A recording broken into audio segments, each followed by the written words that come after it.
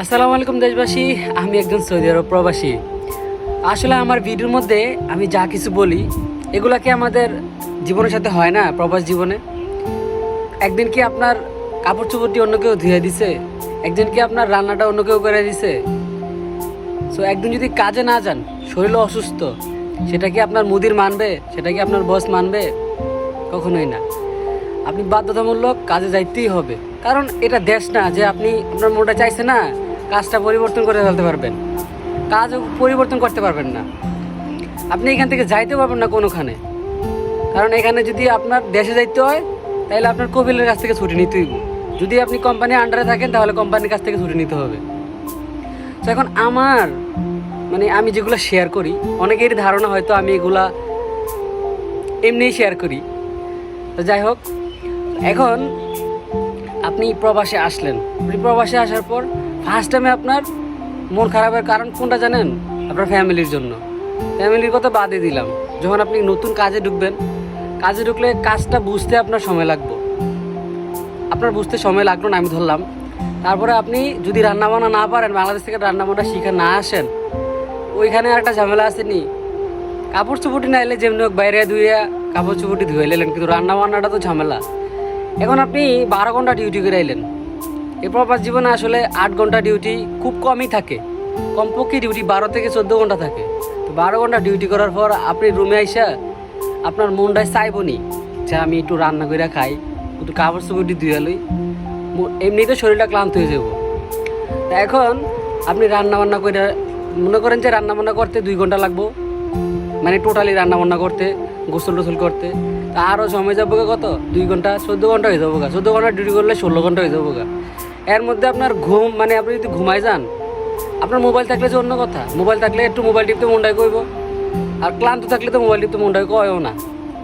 ঠিক আছে, আপনি মোবাইল টিপলেন 1 ঘন্টা, তো যখন গিয়ে শুইবেন বিছানাত গিয়ে শুইলে কিন্তু নগদ আর ঘুমটায় পড়ে না, ঘুমটায় একটু সময় লাগে। আর আপনার মাথার মধ্যে যদি একটু টেনশন থাকে, আমি লেনদেন করে আইছি, বাড়ির থেকে দেনা করে আইছি, এই টাকা কবে শোধ করবো, এই টেনশনটা যদি আপনার মাথায় আসে পড়ে, ঘুমটা কিন্তু অত সহজ হয় না ভাই। আর আসলে আমরা যারা মধ্যবিত্ত, আমরা বাড়ি থেকে লেনদেন ইনটেক টাকা দিয়ে কিন্তু আমরা বিদেশ আসতে পারি না। হয়তো ব্যাংকে থেকে লোন নিতে হয়, নাইলে অন্য কারো কাছ থেকে ধার নিতে হয়। আত্মীয় স্বজন আছে, পাড়া প্রতিবেশী আছে, অনেকের কাছে ধার নিয়ে টাকা এখান থেকে টাকাগুলো লইয়া তারপরে আমরা বিদেশের জন্য টাকা জমা দিই। সো যারা মূলত পাসপোর্টটা করার পর একটা স্ট্যাটাস দেন, আমিও স্ট্যাটাস দিয়েছিলাম, অবশ্য মজার এখন বুঝতেছি। পাসপোর্টটা করার পর স্ট্যাটাসটা দিলাম যে আর অল্প কয়েকদিন, তারপর চলে আসতেছি স্বপ্নের বিদেশ। আসলে স্বপ্নের বিদেশ স্বপ্নেই সুন্দর। তো অনেকে দেখেন বাড়িতে যাওয়ার জন্য কিছু ভিডিও বানায় না, দেখেন না যে স্বপ্ন যাবে বাড়ি আমার। আসলে সবার স্বপ্ন কিন্তু ভাই বাড়িতে যায় না, কিছু কিছু স্বপ্ন এই দূরপ্রবাসে থেকে যায়। এই যে ঈদ আসছে, এখন কুরবানির ঈদ, তারপরে রোজার ঈদ। তো ঈদ আসছে, অনেকে কিন্তু ঈদের উসিলায় 7 দিনের জন্য 15 দিনের জন্য বাড়িতে যায়, কারণ তাদের ইনকাম আছে, তাদের বাড়িতে যেতে কোনো সমস্যা নাই। তো এখন আমরা কি করি? সো যারা আমরা 4 লাখ টাকা 5 লাখ টাকা ভাঙ্গা আসি, যদি আপনি ফ্রি ভিসায় আইয়েন তাহলে তো কথাই নাই, আপনার কপাল খুলে দেবো। ফ্রি ভিসায় আপনার যেটা মন সেটা করতে পারবেন কাজ, আপনার কোনো কাজে আপনার কেউ বাধা দিতে পারতো না। বিষয়টা এমন না। ফ্রি বিষয় হলো কি জানেন? ফ্রি বিষয় হলো আপনার নিজের ভিসা নিজে করতে হইব, নিজের আকামা নিজে করতে হইব। সব কিছু আপনার খানা রুম ভাড়া যদি কোম্পানি দেয় আর কি, আর না দিলে তো নিজেরটা নিজেই, রুম ভাড়া খানা সব কিছু নিজের। তো যেটা মন চাই এটা আপনি কাজ জানলে না, মনে করেন যে বাড়িতে কাজ শিখাইলেন, কাজ পাইলে না আপনি যেটা মন চাই এটা করবেন। এখন আপনার যদি যার কাছ থেকে আপনি ভিসা নিছেন, 1 বছরের জন্য যে ভিসাটা নিছেন, 1 বছর আপনাকে ইকামাটা বানাই দিবে। 1 বছর পরে আপনি কী করবেন? কাজ না থাকলে আপনার মনে একটা ধারণা আইব যে আসলে ইকামাটা বানাই আর কী করবো। ইকামা বানাইতে এখানে কত টাকা লাগে? কমপক্ষে 3 থেকে 3.5 লাখ, আর এর উপরে কমপক্ষে দেখাইলাম আর কি 3 লাখ টাকা লাগে ইকামা বানাইতে।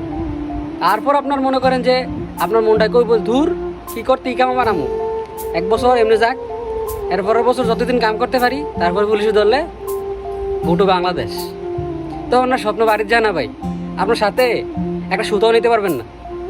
আপনাকে 15 দিন জেলে রাখবো, 15 দিন জেলে রাখার পরে এরপরে পাঠাই দিব বাংলাদেশ যাও। আপনার সাথে পাসপোর্ট থাকুক আর না থাকুক কিছু লাগবে না, আপনার ফিঙ্গার নিব, ফিঙ্গারের মধ্যে সব কিছু আসে, আপনার আপনার ডিটেলস, তারপরে আপনারা বাংলাদেশে পাঠিয়ে দিব। তখন ওইখানে আপনাকে রিসিভ করার মতো কেউ থাকবো না। কেন থাকবো না? কারণ আপনি ফোন কইরা আমি বাংলাদেশ আইতাছি, ও কার কী লাগবো, এখানে কার কী লাগবো, এখানে কারোর আপনি জিজ্ঞাসা করতে পারবেন না, কারণ আপনি থাকবেন জেলে। আপনি কোন সময় ধরা খাবেন আপনি নিজেও জানতেন না, ঠিক আছে? সো মনে করেন যে আমরা এখানে যেগুলা মানে যারা আছি, যে যাদের ফ্রি ভিসা, নিজের ইকামা নিজে করতে হয়, যদি কফেলা না হইতে পারি কোনো ভালো কোম্পানিতে, আর কোম্পানিতে কফেলা হইও কী লাভ, কোম্পানি ইকামা বানায় দেয় না। অনেক কোম্পানি আছে, আপনার ইকামার মেয়াদ শেষ আপনাকে ছাড়াই দিব, আপনি 3 মাসের পাসপোর্টের মধ্যে 3 মাস থাকবো না, 3 মাস আপনারা কাম করে ছাড়াই দিব। তারপরে আপনার মনে করেন যে 1 বছর আপনার ইকামা থাকবো, 1 বছর কাম করে আপনারা ছাড়াই দিব। ছাড়তো না মানে ইকামা বানাইতো না, এবার আপনি নিজেরটা নিজেই করতে হইব। এলো ভাই বিদেশ, বুঝছেন? আমি আসলে যা কই বাস্তব কই ভাই, আমি এখানে বানায় বুনে কোনো কথা কইতেছি না। তো যাই হোক, আল্লাহ তাআলা সকল প্রবাসীদেরকে মানে সুস্থ শরীরে দেশে পাঠানোর তৌফিক দেখ। বিদেশ যেহেতু আমরা আইছি অবশ্য কষ্ট করতে হবে, দেখেন না ভিডিওটা বানাইতেছি, অনেক ঘাম পরিশ্রম হয়ে গেছে গা, মানে ঘাম জুড়ে গেছে গা, তারপরে ভিডিওতে লাইক নেই।